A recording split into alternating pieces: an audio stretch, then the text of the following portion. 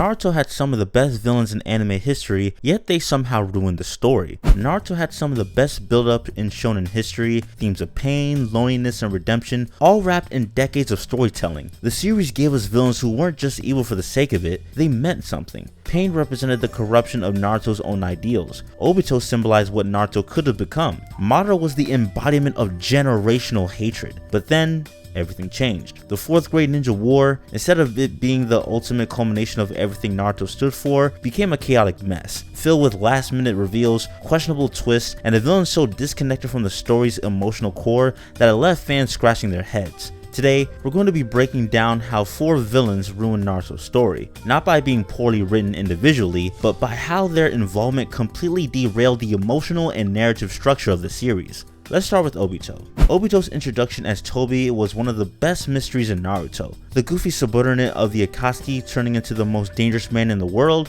Brilliant. But when it's revealed that Obito Uchiha is the real mastermind, things start to fall apart. Here's why. Obito's motivation hinges entirely on Rin's death. A single tragic event turned a once idealistic ninja into the orchestrator of world-ending wars. Not to say he literally started wars because of love, but because his idealistic view of love was tormented and taken away from him, that's what started for him to derail. It's a good tragedy, on paper, but the issue is how Kishimoto executed it. Obito didn't evolve from pain, he regressed it into delusion. Instead of exploring grief or showing Obito torn between guilt and anger, we get a man ready to destroy reality itself because of one girl. Naruto's philosophy was built on enduring pain and growing from it, and Obito's arc could have been the perfect mirror of that. Instead, it undermines it. Even worse, Obito's identity twist robbed pain of narrative weight. Pain's cycle of hatred philosophy suddenly became someone else's pain. The emotional punch of Nagato's ideology got diluted by the revelation that he wasn't even in control. And when Obito finally redeems himself, it's rushed. 2 lines from Naruto, a few flashbacks, and suddenly the man responsible for countless deaths sacrifices himself as a hero. His death should have hurt. Instead, it felt like a checklist moment.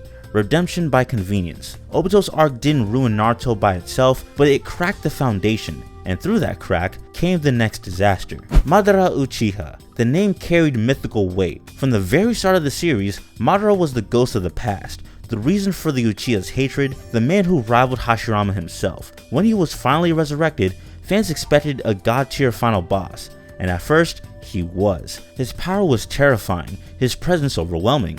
He didn't just fight armies, he mocked them. He embodied everything the ninja world had been running from, the consequences of endless conflict. But then Kishimoto made a fatal mistake. Madara wasn't treated as a character. He became a power fantasy. Every fight became about showing how unstoppable he was, but the story stopped exploring why. There was no real depth to his ideology anymore. His infinite Tsukiyomi plan, putting the world into a dream to stop conflict, could have been profound, but we never got the physiological duel between him and Naruto the way we did with Pain. Naruto never got to emotionally challenge him, he just fought him. Even worse, when Madara finally achieves victory, becoming the Ten Tails host, practically godlike, he doesn't even get a proper ending. Out of nowhere, he gets stabbed by Zetsu, the man who defined Naruto's world for centuries. The shadow behind every Uchiha tragedy dies like a pawn in someone else's story. It wasn't just anticlimactic, it was disrespectful to his legacy. Madara should have been the final test of Naruto's ideals, a battle not just of fists, but of philosophies. Instead, he became a stepping stone for an alien goddess no one asked for. Here's where everything truly collapsed.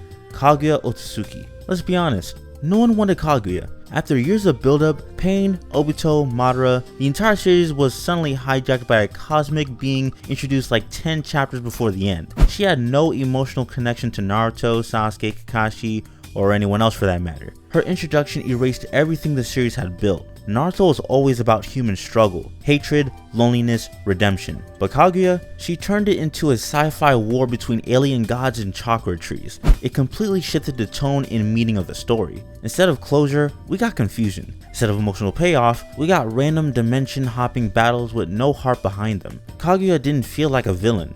She felt like an obligation. It felt like she was forced into the story just to set up Boruto, and it shows. The problem isn't that Kaguya existed, it's when and how she was introduced. If she'd been foreshadowed properly, or if her lore had been layered throughout the story, maybe it would have worked. But dropping her in the final arc turned a grounded emotional narrative into a cosmic mess. Kaguya didn't just ruin the pacing, she made everything that came before feel pointless. Zetsu was the final nail in the coffin. Originally, he was just a spy, creepy, mysterious, somewhat interesting. Then we learn he's been pulling the strings all along. Every event, every war, every tragedy, all orchestrated by this slime ball created by Kaguya herself. And that's where Naruto's story lost all meaning. For every action that mattered, Madara's ambitions, Obito's manipulation, even the founding of the Akatsuki was reduced to Zetsu's plan. Years of character-driven storytelling were replaced by Kaguya's will. The story no longer felt like the result of human pain or choice, it felt predetermined. Naruto's story was no longer a reflection of humanity's flaws, but the result of cosmic manipulation. That robbed the series of its heart. Zetsu turned tragedy into puppetry, and once you take the human agency out of Naruto, you take away the very soul of the story. At least for me personally, going back to rewatch the show a multitude of times, it hurts me to watch previous arcs knowing that it was all orchestrated by Zetsu.